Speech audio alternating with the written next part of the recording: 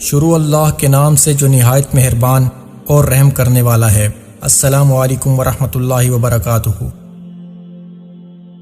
پاک کرو، جھوٹ سے پاک کرو، سٹے سے پاک کرو، بونڈوں سے پاک کرو۔ کیسے ظالم ہیں، بونڈ خرید کر دعائیں مانگتے ہیں، یا اللہ میرا بونڈ نکال دے۔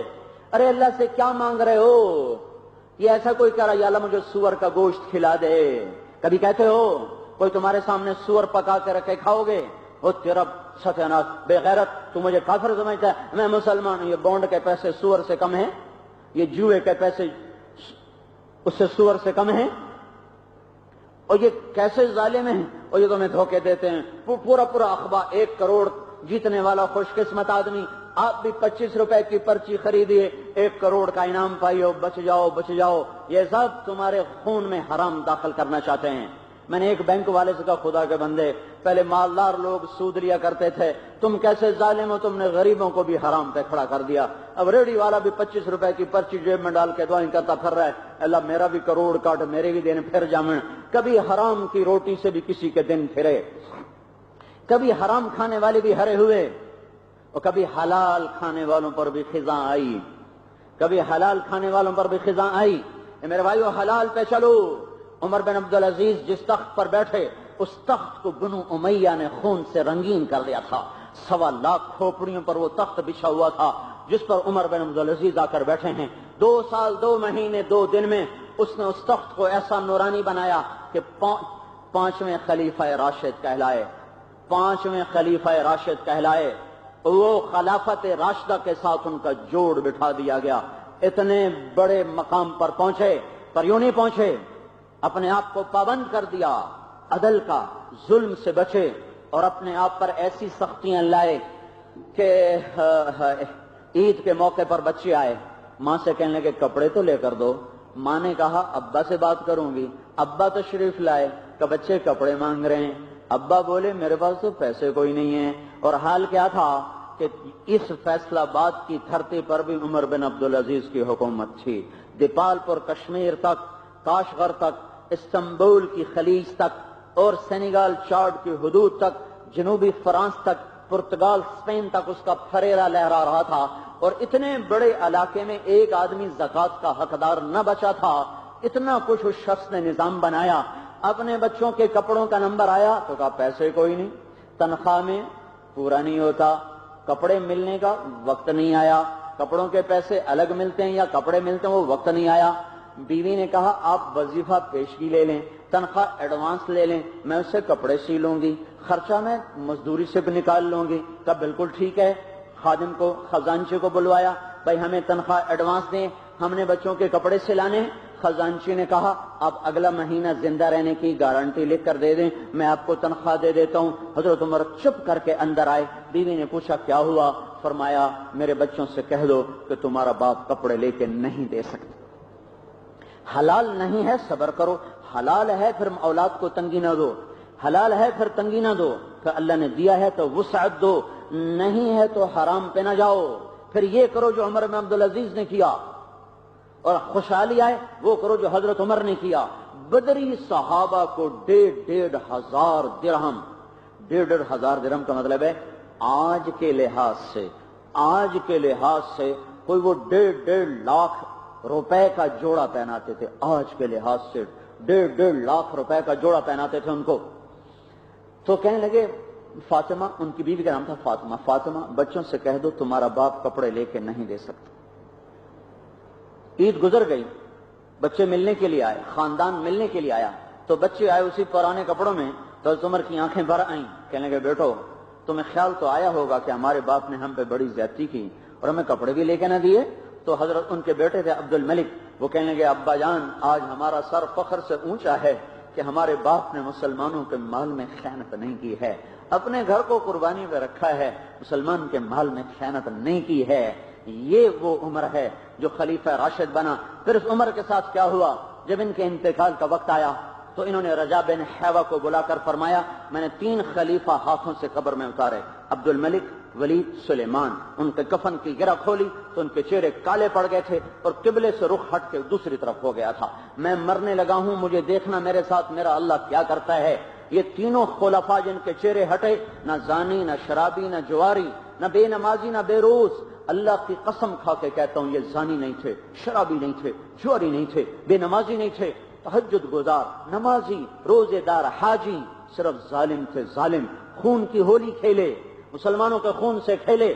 آج عمر مرنے لگا ہے، جنازہ اٹھا، عاشق کا جنازہ ہے، ذرا دھوم سے نکلے، محبوب کی گلیوں سے ذرا گھوم کے نکلے، جنازہ اٹھا، ہائے ہائے ہائے، تو ایک دم ایک چرواہا بکریاں چرا رہا تھا، تو ایک بھیڑیے نے بکری پہ حملہ کیا، چرواہے نے کہا ہائے میں مر گیا، دوسرے نے کہا پاگل کیوں مر گیا، بھیڑیے تو بکریاں اٹھاتے رہتے ہیں، وہ کہا نہیں نہیں نہیں نہیں، آج عمر مر گیا، آج عمر مر گیا۔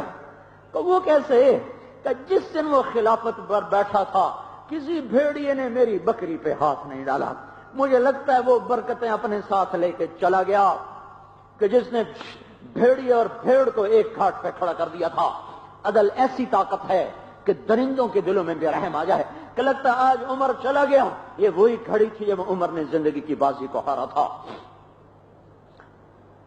تو جب ان کا جنازہ اٹھا اور قبر کے کنارے لایا گیا تو ہوا چلی، ایک پرچہ آیا، سینے پر گرا، اٹھایا گیا، پرچے پہ لکھا تھا بسم اللہ الرحمن الرحیم، براءۃ من اللہ لعمر بن عبد العزیز من النار، بسم اللہ الرحمن الرحیم، اللہ تعالیٰ نے عمر بن عبد العزیز کو دوزخ سے نجات دے دی ہے۔ واہ واہ واہ واہ، 3 بر اعظم کی حکومت کر کے، 3 بر اعظم کی حکومت کر کے جھنڈے لہراتا ہوا جا رہا ہے، میں کامیاب، میں کامیاب، جھنڈی پٹ گیا ہے، ہماری زبان میں کہتے ہیں جھنڈی پٹ گیا، کامیاب، میں کامیاب۔ قبر میں ڈالا، رجا بن حیوہ اترے، کفن کی گرہ کو کھولا، فرماتے مجھے یوں لگا جیسے 14ویں کی رات کا چاند کسی نے اتار کے قبر میں رکھ دیا ہو۔ او میرے بھائیو، میں کہاں تک سنوں، تم کہاں تک سنو، میرے پاس کوئی ایسا منتر نہیں جو تمہارے دل کے دروازوں پہ دستک دے سکے، میرے پاس کوئی ایسی پڑیا نہیں ہے جو تمہارے دل کی گہرائیوں میں اتر کر زندگی کے دھارے کو بدل سکے، تو میں بس فریاد کرنے بیٹھ جاتا ہوں۔ میں مقرر نہیں ہوں، میں فریادی ہوں، میری فریاد سنو، میں تمہیں اللہ کی طرف بلا رہا ہوں، اس کے رسول کی طرف بلا رہا ہوں، اس کی آخرت کی طرف بلا رہا ہوں، تم اللہ اس کے رسول کی زندگی پہ آؤ، آ جاؤ، اللہ کا واسطہ دیتا ہوں، اور اس کے نبی کے ان آنسوؤں کا واسطہ دیتا ہوں جن کو فرشتے بھی نہیں گن سکتے، جن کو دھرتی نہیں گن سکتی ان آنسوؤں کو، وہ گرم آنسو جو کبھی طائف میں بہے، کبھی عرفات میں، کبھی منا میں، کبھی مدینے کی کالی رات۔ ہائے ہائے ہائے، کیا ظالم امت ہے کہ ہر تیر اسی کے سینے پہ چلاتی ہے، داڑیاں مڈا کے جمعہ پڑھ لیں، جمعے کی تیاری کر رہا، تیرا ظالم بیڑا غرق ہو جائے، تو انہیں کیا کر دیا، انہیں کیا کر دیا؟ اور بھائی میں ہاتھ جوڑ کے معافی مانگتا ہوں، مجھے معاف کرنا، کسی بھائی کو بری لگی ہے تو مجھے معاف کر دینا، بے بسی سے منہ سے نکل جاتا ہے۔ کس کے سینے پہ وار کرتے ہو؟ جو 23 برس تمہارے لیے ہی رویا، تمہارے لیے ہی رویا، جس کو اور کچھ بھی یاد نہ رہا سوائے امت امت امت امت، جو معاشر میں تمہیں نہ بھولا، موت پہ تمہیں نہ بھولا۔ دیکھتے نہیں ہو حشر کی گھاٹیوں میں جب جہنم آئے گی، بھڑکتی، چلچلاتی، چنگھاڑتی، ہوئے ہوئے، تو آدم سے عیسیٰ علیہ السلام پکار اٹھیں گے، یا اللہ نفسی نفسی، یا اللہ نفسی نفسی، یا اللہ نفسی نفسی۔ ابراہیم خلیل کہیں گے یا اللہ بس نفسی، باپ کا سوال نہیں کرتا، اپنی جان اپنی جان۔ خلیل اور یہ عیسیٰ روح اللہ، یا اللہ میں اپنی ماں مریم کا بھی سوال نہیں کرتا، بس نفسی نفسی۔ اس عالم میں ایک تمہارا نبی ہوگا جو جھولی پھیلائے، ہاتھ اٹھائے، اللہ سے کہہ رہا ہوگا یا اللہ امتی امتی، یا اللہ امتی امتی، یا اللہ امتی امتی۔ تمہاری ماں، میری ماں، میرے باپ، میرا باپ، تمہارے باپ، سب آنکھیں پھیر جائیں گے، نبی امتیں بھول جائیں گے، مائیں جگر بھول جائیں گی۔ ہاں ہاں ہاں ہاں، ایک ہے ایک، ایک ہے ایک جو اس وقت بھی میرے تمہارے ظالموں کے لیے آنسو بہا کر کہے یا اللہ انہیں معاف کر دے، یا اللہ انہیں معاف کر دے۔ او بھائیو، توبہ کرو، توبہ کرو، توبہ کرو۔ میری فریاد سمجھو،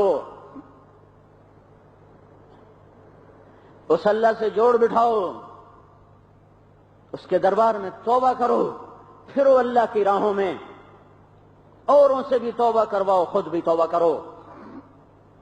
رمضان کی آمد ہے، اس سے پہلے پہلے اللہ کو منا لو کہ اللہ یہ رمضان بدر والا رمضان منا۔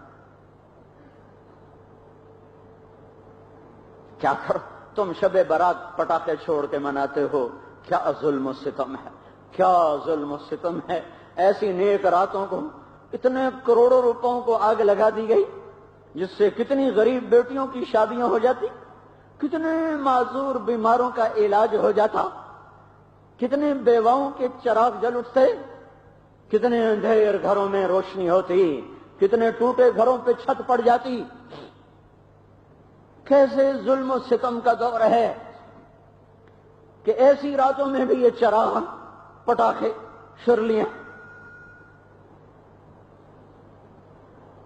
اس لیے بھائیو توبہ کرو، اللہ کو منا لو، یہ جہان بھی تمہارا وہ بھی تمہارا۔ تو کرتے ہو توبہ؟ ایک دفعہ کہو یا اللہ میری توبہ۔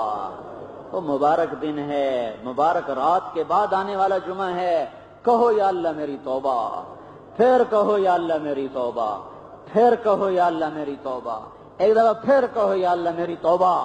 آج پکی توبہ کر کے اٹھو، آج پکے فیصلے کر کے اٹھو۔ پتہ نہیں کس کا پتہ اوپر کٹ چکا ہے آج کی رات۔ اے ہائے ہائے، کہاں سے کوئی ناقوس لے کر آؤں جو تمہارے کانوں کے قریب کر کے بجاؤں؟ کہاں سے وہ آہیں لے کر، فریادیں لے کر آؤں جو تمہارے دلوں کی برف کو پگھلائے؟ تو عاجز ہوں، بے بس ہوں، لیکن بچے کی طرح شور تو مچا سکتا ہوں۔ ساری نسل گانے میں ڈوب گئی، عورتیں بے پرد ہو گئیں، نوجوان آوارہ ہو گئے، جوان اولادیں ماں باپ کو غرانے لگیں، کاروباری جھوٹ پہ آ گئے، سود پہ آ گئے، سٹے پہ آ گئے، بونڈوں پہ آ گئے، غریب آدمی بھی جوا کھیلنے لگ گئے۔ یہ کہہ رہا ہوں توبہ کرو، توبہ کرو، اپنے اللہ کو مناؤ کہ آنے والا رمضان اس امت کی تقدیر کے پھیرنے کی خوشخبریاں لے کر آئے۔ ہائے ہائے ہائے ہائے ہائے، چمن میں تخت پر جس دم شہ گل کا تجمل تھا، ہزاروں بلبلیں تھیں باغ میں، ایک شور تھا غل تھا، کھلی جب آنکھ نرگس کی نہ تھا جز خار کچھ باقی، بتاتا باغباں رو رو یہاں غنچہ یہاں گل تھا۔ اب ہم تو کہانیاں سنانے جو گئے، ہر شاید مر مک گئی، بانڈے ویلے کشکول ویلے بوجھے پاٹے